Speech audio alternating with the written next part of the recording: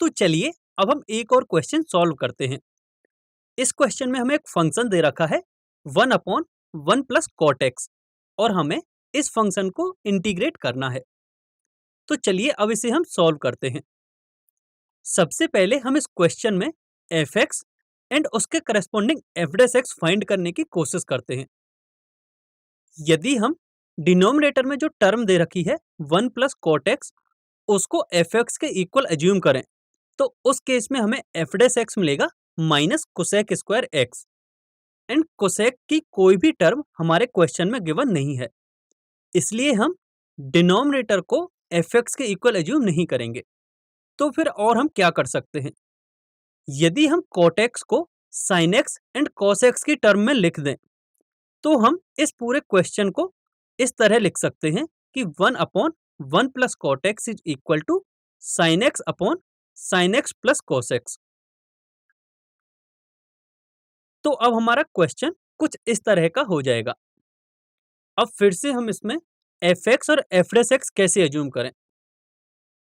तो अब यदि हम इस क्वेश्चन में डिनोमिनेटर की term sign x plus cos x को एफ एक्स के इक्वल एज्यूम करें तो उस केस में एफ डैश एक्स हो जाएगा cos x minus sine x. लेकिन हमारे पास न्यूमरेटर में केवल एक ही टर्म है साइन एक्स, तो अब न्यूमरेटर को हम कुछ cos x minus sine x की टर्म में बनाने की ट्राई करते हैं। तो अब हम इसके लिए कुछ अजम्पशंस करते हैं। सबसे पहले हम न्यूमरेटर में 2 से मल्टीप्लाई करते हैं, तो इसके लिए हमें 2 से डिवाइड भी करना पड़ेगा।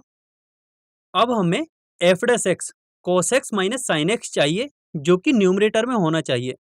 तो उसके लिए हमने 2 साइन एक्स को कुछ इस तरह लिखा है, जहां हमने साइन एक्स को sign x plus sine x में स्प्लिट किया है और उसके अलावा हमने cos x को ऐड किया है एंड सब्ट्रैक्ट किया है। अब यदि हम आगे इस फंक्शन को सॉल्व करें तो हम इन दोनों को स्प्लिट करके कुछ इस तरह लिख सकते हैं, जहां हमारी फर्स्ट टर्म 1 के इक्वल होगी एंड सेकेंड टर्म में हम यदि माइनस कॉमन ले लें तो हमारा न्यूमरेटर में हो जाएगा cos x minus sine x and denominator होगा sine x plus cos x। तो अब इससे फायदा क्या हुआ? अब इससे फायदा ये हुआ कि यदि हम डिनोमिनेटर की term sign x plus cos x को एफ एक्स के इक्वल एज्यूम करें तो हमारा एफ डैश एक्स न्यूमरेटर में प्रेजेंट है। अब हमें दो अलग अलग इंटीग्रेशन के पार्ट मिले हैं। इसमें पहला है 1/2 into integration of 1 dx and दूसरा है -1/2 integration of cos x minus sine x upon sine x plus cos x into dx।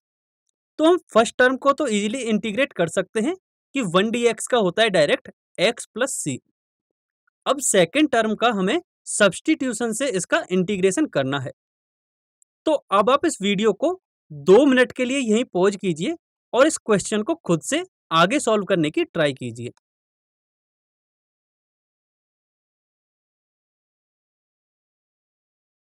I hope आपने इस क्वेश्चन को आगे सॉल्व कर लिया होगा।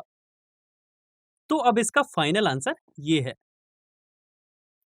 तो अब इसका फाइनल आंसर है x/2 -1/2 log of mod sin x plus cos x plus integration constant c।